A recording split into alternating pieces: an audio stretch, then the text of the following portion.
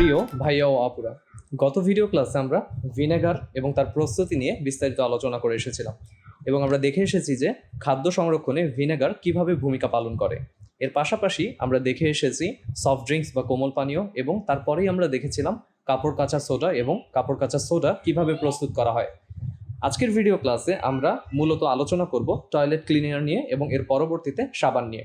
আমি তোমাদের সাথে রয়েছে আশিক শাহ। চলো তাহলে শুরু করা যাক।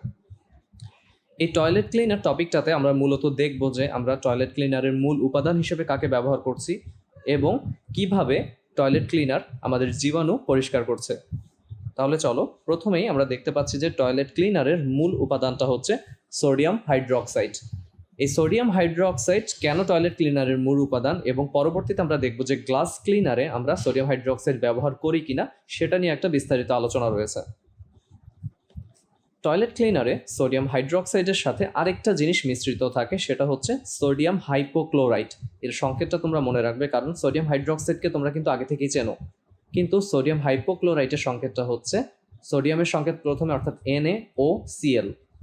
তাহলে তোমরা বুঝতেই পারছো যে টয়লেট ক্লিনারে আমাদের দুইটা উপাদান থাকছে, একটা হচ্ছে সোডিয়াম হাইড্রোক্সাইড আর একটা হচ্ছে সোডিয়াম হাইপোক্লোরাইট। আমরা কি কাজে ব্যবহার করি মূলত টয়লেট ক্লিনার? আমাদের বাসা বাড়ির যে বেসিন রয়েছে, টয়লেট কিংবা কমোড ইত্যাদি পরিষ্কার করার কাজে কিন্তু টয়লেট ক্লিনারটাকে ব্যবহার করা হয়ে থাকে।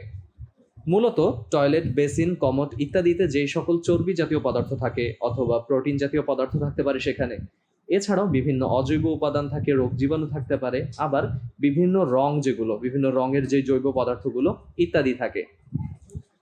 যখন আমরা এই টয়লেট বা বেসিনে বা কমোডে এই টয়লেট ক্লিনারটা যোগ করি, তখন কি ঘটনা ঘটে, এমন কি হয় সেখানে যার কারণে এই ময়লাগুলো বা এই যে দাগগুলো বা রোগ জীবাণুগুলো পরিষ্কার হয়ে যাচ্ছে, সেটা আমরা একটু দেখে নেব। এখানে আমরা দেখতে পাচ্ছি যে কমোড ক্লিন করার ক্ষেত্রে টয়লেট ক্লিনার ব্যবহার করা হচ্ছে, কিংবা বেসিনের ক্ষেত্রে। তাহলে যখন টয়লেট কিংবা বেসিন কিংবা কমোড ইত্যাদিতে টয়লেট ক্লিনারটাকে যোগ করা হয়, তখন সোডিয়াম হাইড্রোক্সাইড, যেটা আমরা টয়লেট ক্লিনারের উপাদান হিসেবে পাই, অর্থাৎ মূল যে উপাদানটা, সেটা চর্বি জাতীয় পদার্থ বা প্রোটিন জাতীয় যে পদার্থগুলো রয়েছে তাদের সাথে খুব সহজে বিক্রিয়া করে, এবং সোডিয়াম হাইপোক্লোরাইডটা কি করে, বিভিন্ন রঙের পদার্থ এবং রোগ জীবাণুর সাথে বিক্রিয়া করে এদের কার্যকারিতাটা নষ্ট করে দেয়। এবার তাহলে চলো আমরা দেখে নেই যে টয়লেট ক্লিনার দ্বারা কিভাবে টয়লেট পরিষ্কার হয়। টয়লেট ক্লিনারকে যখন টয়লেটের উপরে আমরা ঢেলে দেই, তখন টয়লেট ক্লিনারের যে বিভিন্ন উপাদানগুলো তারা বিভিন্নভাবে বিক্রিয়া করে। যেমনটা আমরা একটু আগে বলে এসেছিলাম যে টয়লেট ক্লিনারের মূল উপাদান যে সোডিয়াম হাইড্রোক্সাইডটা, সেটা কি ক্ষারধর্মী, এবং এই ক্ষারধর্মী সোডিয়াম হাইড্রোক্সাইডের কারণেই বা ক্ষারের কারণেই মূলত টয়লেট পরিষ্কার হয়। তাহলে একটু আগের আলোচনার প্রেক্ষিতে আমরা যদি সামনের দিকে এগোই, তাহলে দেখো যে টয়লেট ক্লিনারের সোডিয়াম যে হাইপোক্লোরাইডটা, সেটা পানির সাথে বিক্রিয়া করে। তো যখন সে পানির সাথে বিক্রিয়া করছে, সেখানে সোডিয়ামকে অপসারিত করছে পানির হাইড্রোজেন আয়নটা, করে সেটা একটা অ্যাসিডে পরিণত হচ্ছে, যে অ্যাসিডটার নাম হচ্ছে হাইপোক্লোরাস অ্যাসিড। তোমরা নামটা খুব ভালোভাবে মনে রাখবে, কারণ এই সোডিয়াম হাইপোক্লোরাইড কিংবা ক্লোরাস অ্যাসিড, তাদের সংকেতগুলো আমাদের জ্ঞানমূলক প্রশ্নে কিংবা MCQতে এসে থাকে। তাহলে যেটা বলছিলাম যে টয়লেট ক্লিনারের উপাদান সোডিয়াম হাইপোক্লোরাইড যখনই পানির সাথে বিক্রিয়া করছে, তখনই ক্লোরাস অ্যাসিডটা সৃষ্টি হয়, এবং এই হাইপোক্লোরাস অ্যাসিডটা ভেঙে জায়মান অক্সিজেন উৎপন্ন হয়। আর এই জায়মান অক্সিজেনটাই মূলত আমাদের জীবাণুকে ধ্বংস করে, বা রঙিন যে পদার্থগুলো সেটাকে বর্ণহীন পদার্থে পরিণত করে। খুব সহজে তুমি জিনিসটা এইভাবে মনে রাখবে যে হাইপোক্লোরাস অ্যাসিড থেকে যেই জায়মান অক্সিজেনটা সৃষ্টি হচ্ছে, সে রঙিন পদার্থকে বর্ণহীন পদার্থে পরিণত করে, আর জীবিত যে জীবাণুটা সেটাকে মৃত জীবাণুতে পরিণত করে। তাহলে চলো আমরা পর্যায়ক্রমিক তাদের এই বিক্রিয়াটা একটু লক্ষ্য করি। খেয়াল করে দেখো যে এখানে সোডিয়াম হাইপোক্লোরাইড সে পানির সাথে বিক্রিয়া করছে, কারণ আমরা টয়লেট ক্লিনিংয়ের ক্ষেত্রে টয়লেট ক্লিনার যখন ব্যবহার করি, পাশাপাশি কি করি, আমরা পানিও ব্যবহার করি, সেখানে এই বিক্রিয়াটা সংগঠিত হয়। যেখানে আমরা দেখতে পাচ্ছি দুটি পদার্থ উৎপন্ন হচ্ছে, একটা হচ্ছে সোডিয়াম হাইড্রোক্সাইড আর একটা হচ্ছে হাইপোক্লোরাস অ্যাসিড। এরপরে কি ঘটছে দেখো, এই হাইপোক্লোরাস অ্যাসিডটা ভেঙে গিয়ে এখানে হাইড্রোক্লোরিক অ্যাসিড বা হাইড্রোজেন ক্লোরাইড বলতে পারো উৎপন্ন হচ্ছে, এবং তার পাশাপাশি এই যে জায়মান অক্সিজেনটা সৃষ্টি হচ্ছে। তোমরা ইতিমধ্যে জেনে এসেছো যে আমরা জায়মান অক্সিজেনকে অক্সিজেন পরমাণু দিয়ে ইন্ডিকেট করি এবং এটাকে থার্ড ব্র্যাকেট বা তৃতীয় বন্ধনীর মাধ্যমে প্রকাশ করা হয়। এরপরে যেটা বলছিলাম যে এই যে হাইপোক্লোরাইজ অ্যাসিডের বিয়োজনের ফলে সৃষ্ট জায়মান অক্সিজেনটা কি করে, রঙিন পদার্থের সাথে বিক্রিয়া করে তাকে বর্ণহীন পদার্থে পরিণত করে, এবং তার পাশাপাশি এই জায়মান অক্সিজেনটা জীবিত যে জীবাণুটা আছে তার সাথে বিক্রিয়া করে সেই জীবাণুটাকে মেরে ফেলে, অর্থাৎ মৃত জীবাণুর সৃষ্টি করে। তাহলে তোমরা বুঝতেই পারছো যে এইভাবেই কিন্তু টয়লেট ক্লিনার রঙিন পদার্থকে বর্ণহীন করছে এবং জীবাণুকে ধ্বংস করছে। তাহলে এই যে পর্যায়ক্রমিক বিক্রিয়াটা, এখানে আমরা 4টা ধাপে বিক্রিয়া দেখতে পাচ্ছি, এই বিক্রিয়াগুলো কিন্তু খুবই গুরুত্বপূর্ণ। এবং টয়লেট ক্লিনার দ্বারা টয়লেট পরিষ্কারের যে কৌশলটা, এটা কিন্তু তোমাদের বিভিন্ন বোর্ডে বিভিন্ন সময় কোশ্চেনে এসেছে, অর্থাৎ সৃজনশীলের জন্য খুবই গুরুত্বপূর্ণ এই টপিকটা।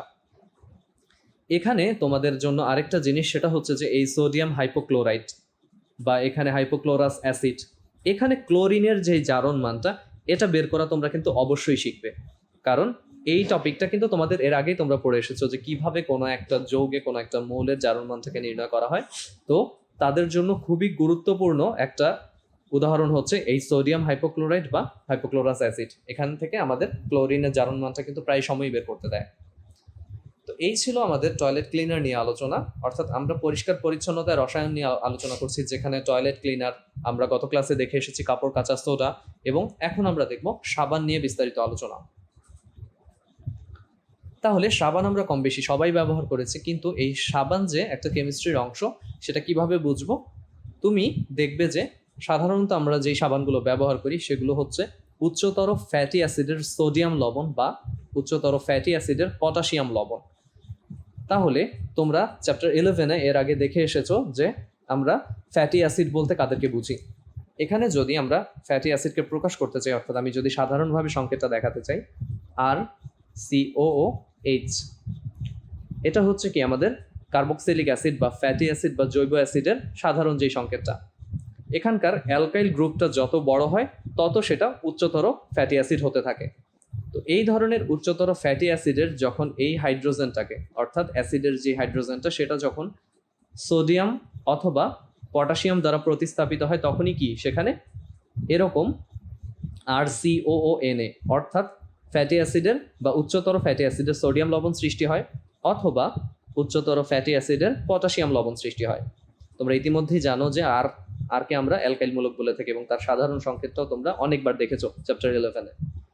এখানে এন এর মানটা কত, অর্থাৎ উচ্চতর ফ্যাটি অ্যাসিড আমরা কাদের ক্ষেত্রে কাউন্ট করব বা তাদের লবণগুলো বা কিরকম হবে, সেক্ষেত্রে তোমরা মনে রাখবে যে এন এর মানটা এখানে 12 থেকে 18 পর্যন্ত, অর্থাৎ কার্বন সংখ্যা হবে 12, 13, 14, 15, 16, 17, 18 এরকম। এবার চলো আমরা একটু সামনের দিকে এগোই।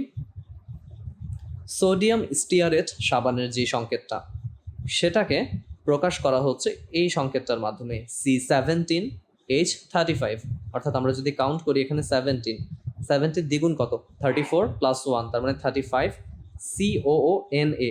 এই সোডিয়ামটা কোথা থেকে এসেছে? একটু আগে যেটা বলছিলাম যে এই হাইড্রোজেনটাকে, অর্থাৎ যখন তুমি উচ্চতর ফ্যাটি অ্যাসিডের সাথে ক্ষারের বিক্রিয়া ঘটাবে, ধরো সোডিয়াম হাইড্রোক্সাইড বা পটাশিয়াম হাইড্রোক্সাইডের বিক্রিয়া ঘটাবে, তখনই কিন্তু সেই লবণগুলো তুমি পাবে, উচ্চতর ফ্যাটি অ্যাসিডের সোডিয়াম কিংবা পটাশিয়াম লবণ।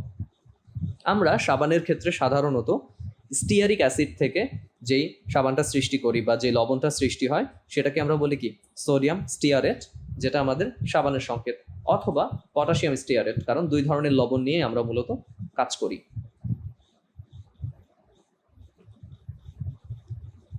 এখানে আমরা সোডিয়াম স্টিয়ারেটের সংকেত দেখতে পাচ্ছি, দেখো অনেক বড় সংকেত। আবার পটাশিয়াম স্টিয়ারেটও এখানে দেখানো হচ্ছে। খেয়াল করে দেখো এখানে যে গাঠনিক সংকেতটা, স্ট্রাকচারটা দেখানো হচ্ছে, বা এখানে আমরা একটু কাউন্ট করে দেখি, 1 2 3 4 5 6 7 8 9 10 11 12 13 14 15 16 17, এবং এটা কি আমাদের যে এই অংশটা, বা বলতে পারো যে এই অংশটা, তার মানে এই দিকে আমাদের অ্যালকাইল গ্রুপটাতে কয়টা কার্বন রয়েছে? 17টা কার্বন রয়েছে, এবং সেখানে হাইড্রোজেন রয়েছে 35টা। আর এই অংশটা কি COONA, দ্যাট মিনস এটা হচ্ছে আমার বাকি যে অংশটা সেটা। তো এই গাঠনিক সংকেত কখনোই তোমাদের পরীক্ষায় আসবে না, এটা শুধুমাত্র তোমাদেরকে জানানোর জন্য দেখাচ্ছি ভাইয়া। তেল বা চর্বির সাথে যখন সোডিয়াম হাইড্রোক্সাইড ক্ষার বা পটাশিয়াম হাইড্রোক্সাইড ক্ষার বিক্রিয়া করে তখন আমাদের এই সাবানটা তৈরি হয়, এবং তার পাশাপাশি আরেকটা জিনিস তৈরি হয় এখানে, সেটা হচ্ছে গ্লিসারিন। তাহলে এই প্রসেসটা একটু আমরা দেখি খুব সহজে বা খুব সংক্ষেপে আমরা প্রসেসটা দেখবো যে কিভাবে তেল বা চর্বির সাথে এই বিক্রিয়াটা ঘটছে। দেখো, বিক্রিয়াটা অনেক বড় মনে হতে পারে, কিন্তু বিক্রিয়াটা কিন্তু অনেক সহজ একটা বিক্রিয়া। এখানে আমরা যেই পদার্থটাকে দেখতে পাচ্ছি সেটা হচ্ছে মূলত আমাদের গ্লিসারাইল স্টিয়ারেট, তাই তো? এবং এই গ্লিসারাইল স্টিয়ারেটটা হচ্ছে কি আমাদের মূলত এখানকার অ্যাস্টার, যেটা হচ্ছে তেল বা চর্বির সংকেত। যখনই তার পানি যোজন ঘটছে হাইড্রোক্লোরিক অ্যাসিডের উপস্থিতিতে, এখানে দুইটা জিনিস সৃষ্টি হচ্ছে। একটা হচ্ছে গ্লিসারিন, আরেকটা হচ্ছে, এখানে একটু প্রিন্টটা ভুল এসেছে, আমি ঠিক করে দিচ্ছি, এটা হচ্ছে আমাদের স্টিয়ারিক অ্যাসিড। এটা সাবানের সংকেত না, স্টিয়ারিক অ্যাসিড। অর্থাৎ একটু আগে আমরা যে স্টিয়ারিক অ্যাসিডের সংকেতটা পড়লাম সেটা হচ্ছে এই স্টিয়ারিক অ্যাসিড। এটা পরবর্তীতে যখন আমাদের সোডিয়াম হাইড্রোক্সাইড বা পটাশিয়াম হাইড্রোক্সাইডের সাথে বিক্রিয়া করে তখন সেখান থেকে উৎপন্ন হয় সোডিয়াম বা পটাশিয়াম স্টিয়ারেট। অথবা তুমি এই তেল বা চর্বির সাথে, এখানে তো আমরা পানি দিয়েছি, এখানে তুমি যখনই সোডিয়াম হাইড্রোক্সাইড দিয়ে দেবে তখনই তুমি কিন্তু এখানে পেয়ে যাবে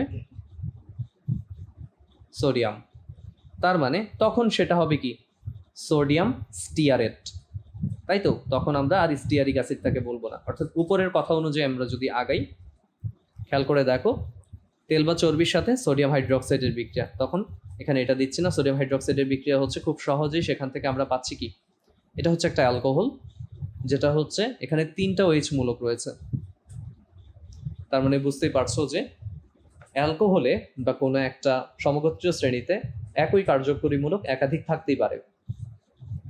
আবার এখানকার যে সোডিয়াম অংশটা সেটা ওই যে স্টিয়ারিক অ্যাসিডের স্টিয়ারেট যে মূলকটা তার সাথে যুক্ত হয়ে সোডিয়াম স্টিয়ারেট উৎপন্ন করছে, যেটা হচ্ছে আমাদের সাবানের সংকেত।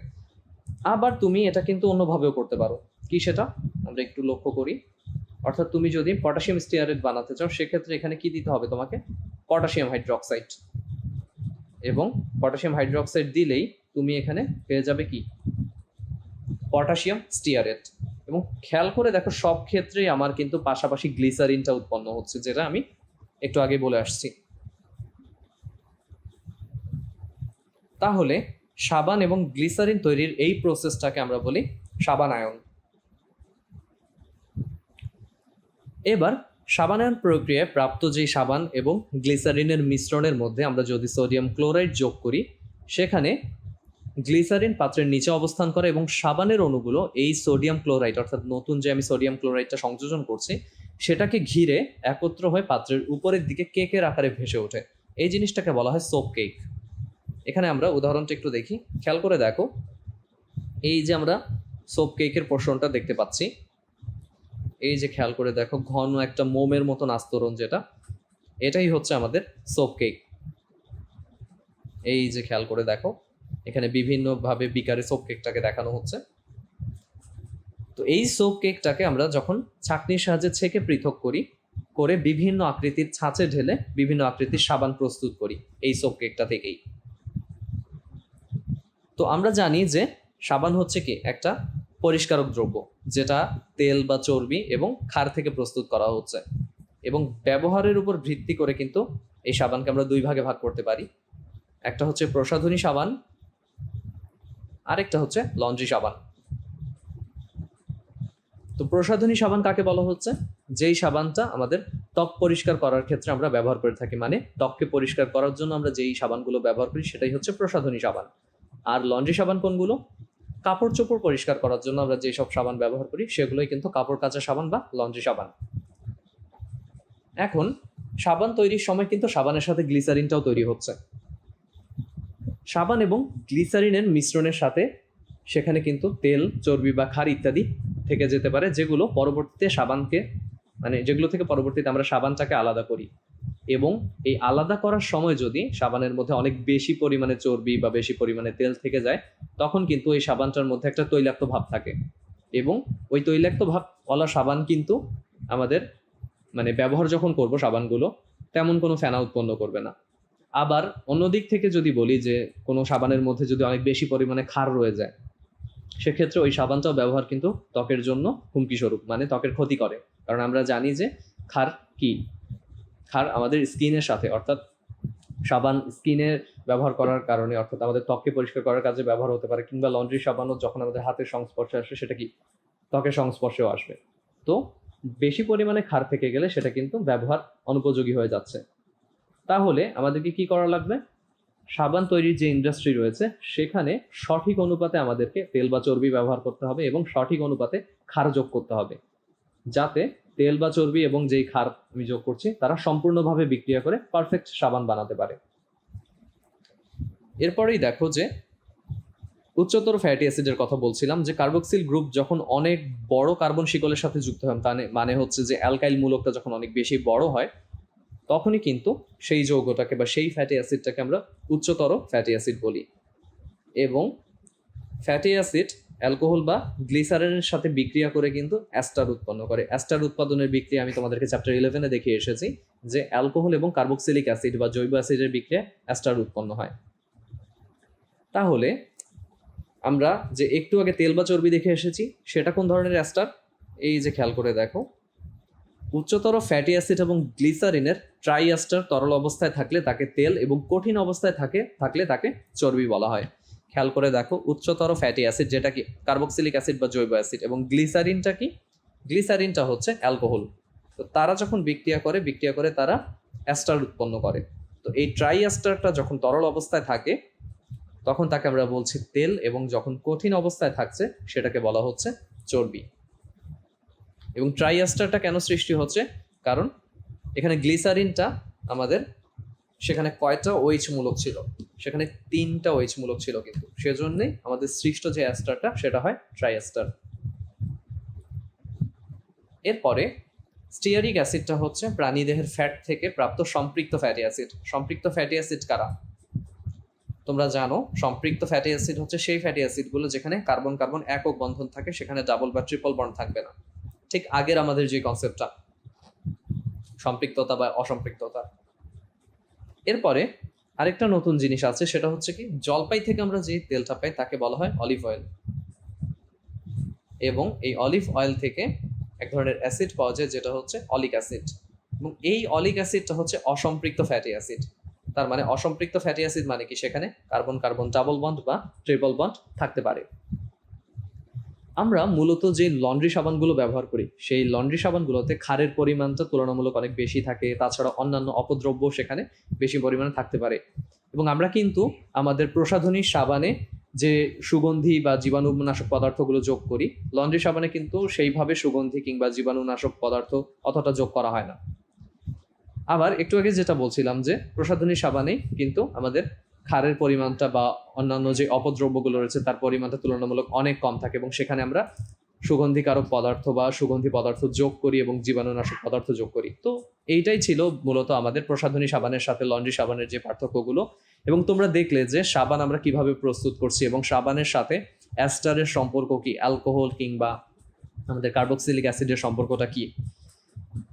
তো এই ছিল আমাদের আজকের ভিডিও ক্লাস, যেখানে আমরা টয়লেট ক্লিনার কিভাবে টয়লেট পরিষ্কার করছে সেই কৌশল নিয়ে আলোচনা করলাম। আমরা সাবানের একদম ডিটেলস আলোচনা করলাম, যেখানে আমরা জানলাম যে সাবান হচ্ছে কি উচ্চতর ফ্যাটি অ্যাসিডের সোডিয়াম কিংবা পটাশিয়াম লবণ। আমরা এখানে দেখেছি কাদেরকে? আমরা এখানে দেখেছি যে সোডিয়াম স্টিয়ারেটকে বা পটাশিয়াম স্টিয়ারেটকে, যেখানে আমাদের অ্যালকাইল মূলকটাতে কার্বন সংখ্যা হচ্ছে 17। এরপরে আমরা সোপ কেক নিয়ে আলোচনা করলাম। এই টপিকটাতে আমরা ব্যবহারের ভিত্তিতে 2 ভাগে ভাগ করেছি সাবানকে, যেখানে প্রসাধনী সাবান এবং লন্ড্রি সাবান ছিল। এবং সবশেষের দিকে আমরা 2 ধরনের ফ্যাটি অ্যাসিড নিয়ে কথা বলেছি, যেখানে আমাদের সম্পৃক্ত এবং অসম্পৃক্ত ফ্যাটি অ্যাসিড ছিল। পরবর্তী ভিডিও ক্লাসে আমরা ডিটারজেন্ট নিয়ে আলোচনা করব এবং সাবান ও ডিটারজেন্ট কিভাবে ময়লা পরিষ্কার করে সেটা নিয়েও বিস্তারিত আলোচনা করব। তাহলে পরবর্তী ভিডিও দেখার আমন্ত্রণ জানিয়ে আজকে এখানেই শেষ করছি। আল্লাহ হাফেজ।